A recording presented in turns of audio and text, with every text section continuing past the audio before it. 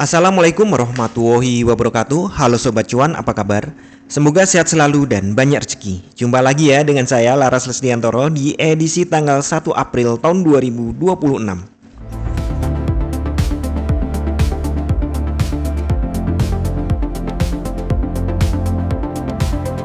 Oh, udah ganti bulan juga nih.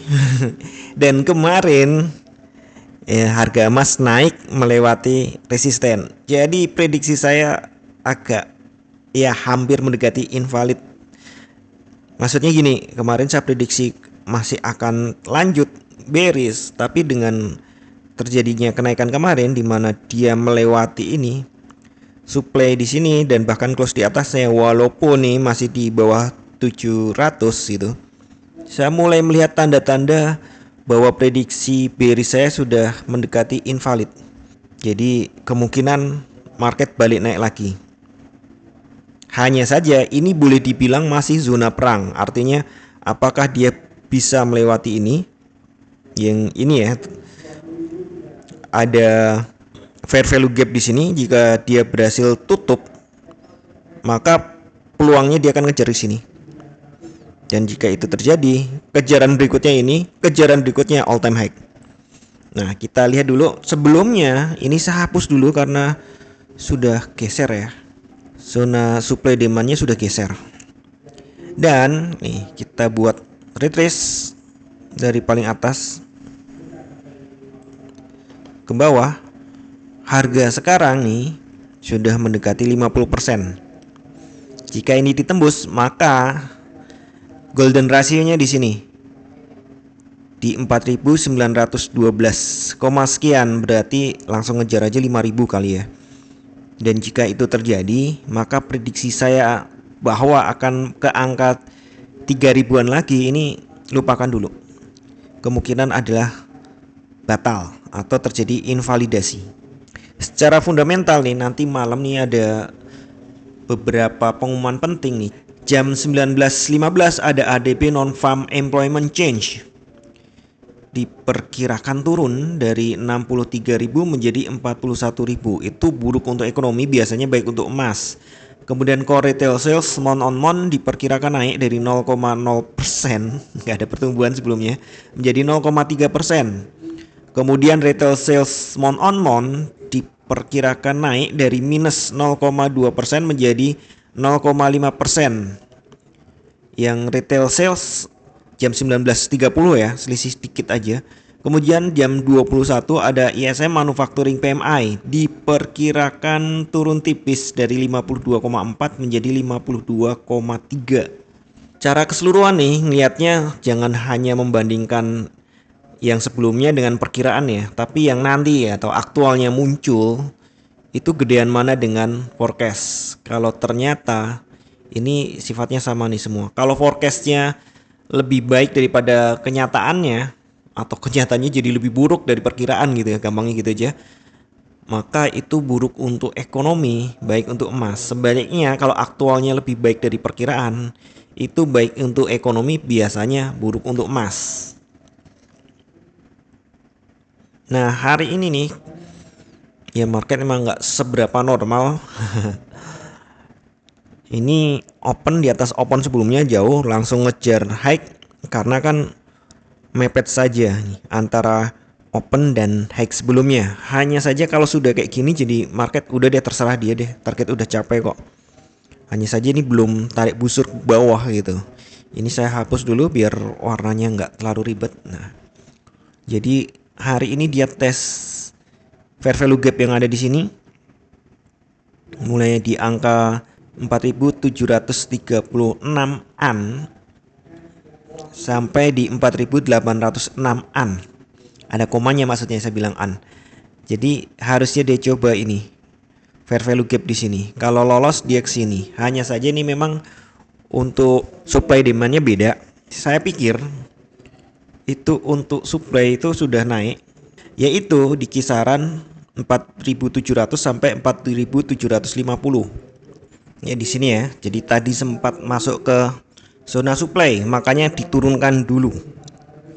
Ini kan intraday ya. Kita geser ke 4 jam aja atau sekalian ke 1 jam.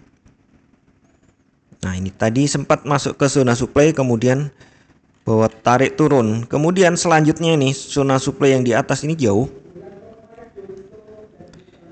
di 5.000 sampai 5.200, jauh banget ya, nggak usah kita buat deh. Kayaknya nggak segitu amat. Setelah saya pikir-pikir, ya kita pakai zona supply ini, kemudian ini ya fair value gap harian tadi ya, kemungkinan ke situ, kemungkinan kalau terus naik ke sekitar 800-an. Sebaliknya nih untuk zona demand dimulai di 600 sampai 620. Sini ya, kelihatan ya di sini ya ujungnya ya. Tipis saja nih. Beneran tipis ini angkanya. Tipis aja nih. Tipis aja, hanya di 600 sampai 620. Berikutnya nih ada di 4.450 sampai 4.500. Ini zona demand berikutnya. Kalau turun dia akan dijegal di sini. Dan yang bawah agak tinggi 200 sampai 300. Nggak usah kita gambar ya, terlalu jauh. Saya pikir ini aja sudah menjadi resisten. Nah untuk satu jaman sekarang yang saya lihat ini hijau udah dimakan merah. Artinya nih mungkin saat Anda buka nanti ini harga udah turun. Kan lihatnya gini ya candlestick ya. Ini di atas nih naik 1 jam ya, ini candle 1 jam. Naik kemudian ada hijau dimakan merah.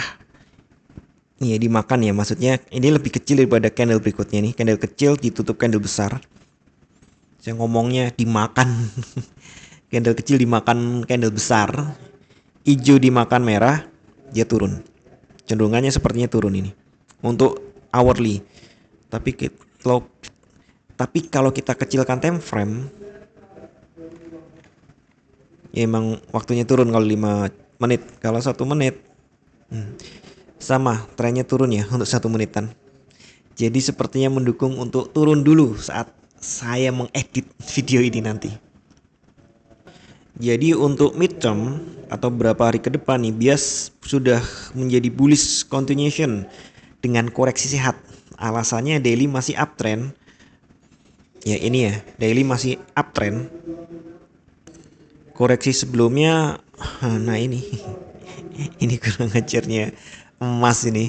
Koreksi berikutnya itu ngejar nih yang jangka panjang, kemudian melakukan stop loss di kisaran harga ini nih. Nah itu disapu sama institusi.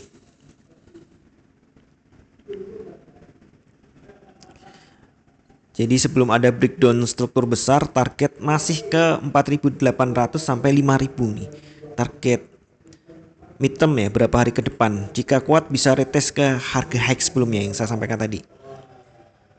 Jadi ini kalau tembus 800 kejarannya aja 5.000 kejarannya ke sini 5.400 sekian ya high yang ini sampai all time high. Ini kejaran-kejarannya. Sedangkan intraday hari ini ambil 1 jam tadi itu bias masih bullish atau melanjutkan naik. H1 strukturnya masih ini higher low ya. Low high dari sini deh. Low high, higher low, higher high. Higher low, higher high, higher low, higher high, higher low, higher high. Jadi trennya masih sangat naik. Dan selama harga bertahan di atas 4.600 kayak sekarang nih kan sudah hampir 700 ya. Maka potensi lanjut ke nah ini udah udah 700 sampai 750 potensinya ya. Dan saya pikir bisa ke 800. Kesimpulan singkat, market bullish recovery, intraday naik, buy on dip, cari-cari dasar untuk buy. Midterm bullish continuing, strateginya masih sama, buy di daerah demand, hindari chasing resisten. Maksudnya oh ini supply nih nge-sell, hati-hati.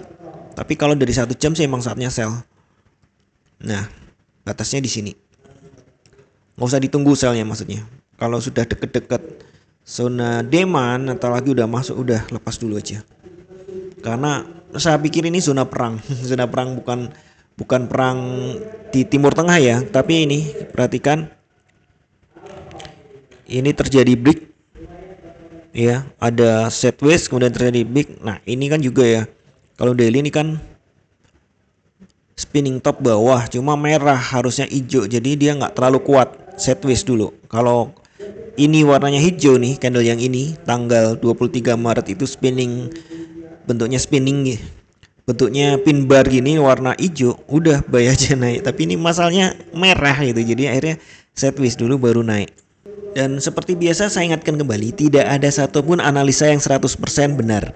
Anda tetap harus bijak dalam bertransaksi, atur volume transaksi Anda agar sesuai dengan kekuatan dana Anda, dan siapkan money management agar jika ternyata harga bergerak tidak sesuai dengan prediksi atau posisi terbuka Anda, maka Anda bisa segera melakukan antisipasi secara cepat dan tepat. Oke, sekian dulu informasi dari saya. Semoga kita semua cuan hari ini, lancar, berkah, manfaat, dan tetap sehat. Amin. Wassalamualaikum warahmatullahi wabarakatuh. Equity World Futures, bawa kita terbang tinggi dengan strategi tepat. Kita raih mimpi di setiap transaksi, ada peluang menanti. Bersama kita maju, takkan